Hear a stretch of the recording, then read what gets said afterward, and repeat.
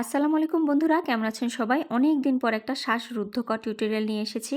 আশা করি সবারই খুব পছন্দ হবে। তো প্রথমে নিয়েছি একটা দইয়ের কাপ। আমাদের বাসায় অনেকদিন ধরে এই দইয়ের কাপটা পড়েছিল। তো আজকে আমি এই দইয়ের কাপটা দিয়ে চায়ের কাপ বানাবো।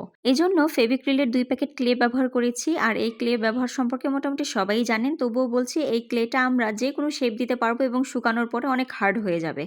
প্রতি প্যাকেট ক্লের দাম মাত্র 50 টাকা। তো এই ক্লেগুলো আমি মিক্স করার পরে ছোট ছোট 5টা ভাগ করে নিয়েছি। এগুলো একদম রুটি করার খামিরের মতো। আর এখানে আমি টেলকম পাউডার ব্যবহার করেছি, আর যার ফলে হাতের সাথে এটা লেগে যাবে না। নাড়ুর মতো গোল গোল ক্লেগুলোকে আমি চ্যাপ্টা শেপ দিয়েছি আর একটু লম্বা সাইজের করার চেষ্টা করেছি।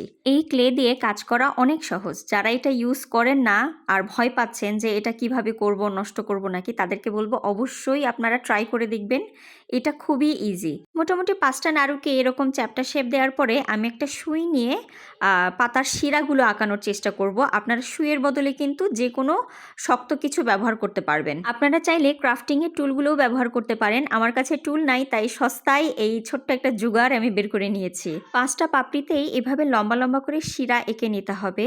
ঠিক আমি যেভাবে করেছি সেভাবে গোল গোল করে করবেন, তাহলে দেখতে বেশি সুন্দর লাগবে। এরপরে আমার দেখানো পদ্ধতিতে এইভাবে পাপড়ির শেপ দিতে হবে। এটা খুবই ইজি আর দেখতে অনেক সুন্দর।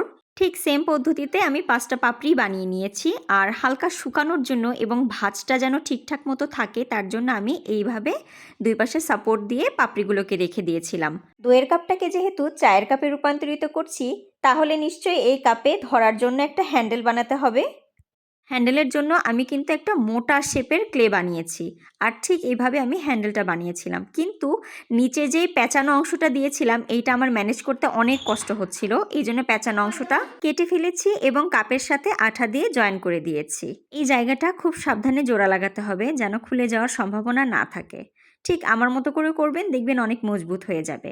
এরপরে আঠা দিয়ে আমি একের পর এক 5টা পাপড়ি লাগিয়ে দিয়েছি।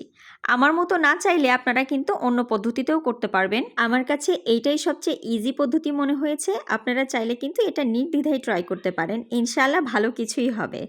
ক্লে দিয়ে এই কাজটা করার সময় আমার মাথার মধ্যে জুয়েলারি বানানোর ভূত অলরেডি ঢুকে গেছে। ইনশাআল্লাহ খুব দ্রুতই আপনাদের সাথে ক্লে দিয়ে জুয়েলারি বানানোর পদ্ধতিগুলো বা টিউটোরিয়াল শেয়ার করব।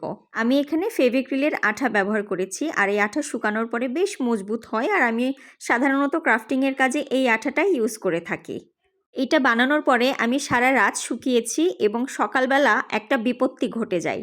সকালবেলা যখন আমি এটা সোজা করে রাখার চেষ্টা করছিলাম, একপাশে ভারী হওয়ার জন্য বারবার সেটা ব্যালেন্স হারিয়ে যাচ্ছিল এবং পড়ে যাচ্ছিল। সাপোর্ট দেওয়ার জন্য ক্লে নিয়ে সেটা চাকতির মতো শেপ দিয়ে নিচের অংশে আঠা দিয়ে লাগিয়ে দিয়েছি এবং শুকানো পর্যন্ত ওয়েট করেছি।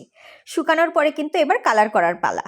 আমি আমার ক্রাফটিংয়ের কাজে সবসময় প্লাস্টিক পেইন্ট ব্যবহার করি, যেটা দেয়ালে ইউজ করা হয়। এটা আমার পেজের বা আমার কাজের একটা সিক্রেট ছিল, যেটা আপনাদের সামনে রিভিল করে দিলাম। প্রথমে আমি হোয়াইট কালারের প্লাস্টিক পেইন্ট দিয়ে পুরোটাতে কালার করে নিয়েছি। এটা জেসো বা বেসমেন্ট হিসেবে ব্যবহার করেছি। কালারটা শুকানোর পর আমি বিভিন্ন জায়গায় বিভিন্ন কালার ব্যবহার করেছি, যেটা ভিডিও দেখতে দেখতে আপনারা বুঝতে পারবেন। পুরো কালার করার প্রসেসটাতেই কিন্তু আমি হোয়াইট কালারের প্লাস্টিক পেইন্ট ব্যবহার করেছি।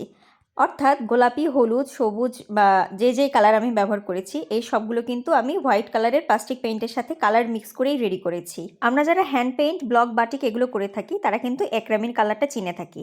একদম যেটা র কালারের একরামিন, সেই র একরামিন কিন্তু আমি হোয়াইট কালারের প্লাস্টিক পেইন্টের সাথে মিক্স করে বানিয়ে নিয়েছি। লিপ্পান আর্ট থেকে শুরু করে ক্রাফটিংয়ের যে কালারগুলো আমি করে থাকি, মোটামুটি সব কালারেই আমি এই প্লাস্টিক পেইন্টটা ব্যবহার করে থাকি। আর ভ্যারিয়েশন নিয়ে আসার জন্য এই ক্রেমির কালারগুলো মিক্স করে থাকি। কালার ডিপ হওয়ার এবং সুন্দর হওয়ার এইটাই আমার সিক্রেট। ভিডিওটা অনেক লং হয়ে গেছে আর অনেক বোরিং হয়ে গেছে যদিও। যারা শিখতে আগ্রহী বা জানতে আগ্রহী, দেখতে আগ্রহী যে আমি আসলে কি কি প্রসেস ব্যবহার করেছি, তাদের জন্য এই পুরো ভিডিওটাই কিন্তু হেল্পফুল হবে। আমি ডিটেলসে বলার চেষ্টা করেছি, ডিটেলসে দেখানোর চেষ্টা করেছি। এই ধরনের কাজে টিউটোরিয়াল ভিডিও আমি আমার লাইফে অনেক দেখেছি, কিন্তু নিজে নিজে করার সাহস কোনো দিন পাইনি। তো এইবার সাহস এবং সময় দুইটাই জোগাড় করে আমি এই কাজটা করে ফেললাম। মোটামুটি একটা সারা দিন লেগে গেছে আমার এই কাজটা পুরোটা কমপ্লিট করতে। ভালো লাগলে আমার ভিডিওটা অবশ্যই টাইমলাইনে শেয়ার করবেন বা আপনার ক্রাফট লাভার ফ্রেন্ডদেরকে মেনশন দিতে পারেন। বেশি বেশি করে কমেন্ট করবেন। আর এছাড়াও যদি কোনো কিছু জানার থাকে এই ভিডিও বা এই কাজ সম্পর্কে, আপনারা কিন্তু কমেন্টের মাধ্যমে সেটা জিজ্ঞেস করতে পারেন। আমি চেষ্টা করব সবার প্রশ্নের উত্তর দিতে। গল্প করতে করতে কাজটা আমার প্রায় শেষের দিকেই চলে এসেছে। ব্যাকগ্রাউন্ডে আমি কলাপাতা কালারের রং ব্যবহার করেছি এবং মাঝখানে একটু কার্টুন টাইপের একটা ভাইব দেওয়ার জন্য আমি সাদা কালারের বল প্রিন্ট দিয়েছি। রংটা পুরোটা শুকিয়ে যাওয়ার পরে আমি মিডিয়াম গ্লস ব্যবহার করেছি আর রংটাকে স্থায়ী করার জন্য। আর এইভাবে আমার কাপটা কমপ্লিট হয়ে গেল। ভিডিওটা ভালো লাগলে অবশ্যই কমেন্ট করে জানাবেন। ভালো থাকবেন, সুস্থ থাকবেন সবাই। আসসালামু আলাইকুম।